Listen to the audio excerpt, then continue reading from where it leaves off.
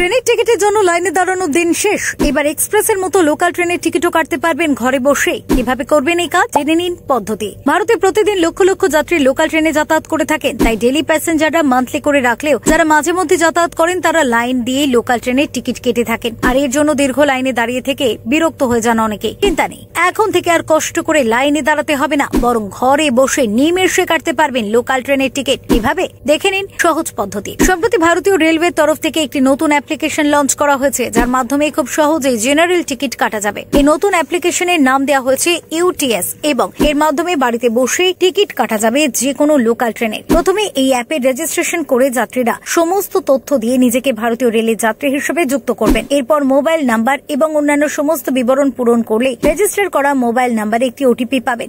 সেটা দিলেই রেজিস্ট্রেশন সম্পন্ন হবে। এই রেল অ্যাপের মাধ্যমে ট্রেনের টিকিট বুকিং এর ক্ষেত্রে বোনাসও পাবেন যাত্রীরা। তাছাড়া এই অ্যাপের মাধ্যমে সস্তা দামে টিকিট কাটা সম্ভব, এমনকি ওয়ালেটের মাধ্যমে টিকিট কাটলেও মিলবে অতিরিক্ত বোনাস। পাশাপাশি এই অ্যাপের মাধ্যমে জেনারেল টিকিট কাটলে অনেক বেশি সুবিধা রয়েছে। যেমন যদি কেউ সর্বাধিক 199 কিলোমিটার পর্যন্ত যাত্রা করেন, তাহলে তাকে টিকিট কাটার 180 মিনিটের মধ্যে ট্রেনে উঠতে হবে। তবে যদি কোনো ব্যক্তি 200 কিলোমিটারের বেশি যান, তাহলে তাকে 3 দিন আগে সাধারণ টিকিট কাটতে হবে। এর জন্য প্রথমে এই অ্যাপে লগ ইন করে যাত্রীর গন্তব্য এবং বোর্ডিং স্টেশন নির্বাচন করতে হবে। এরপর অবশ্যই পেপারলেস অপশনটি ক্লিক করে পেমেন্ট করলেই টিকিট বুক হয়ে যাবে। Bureau report, doctor time.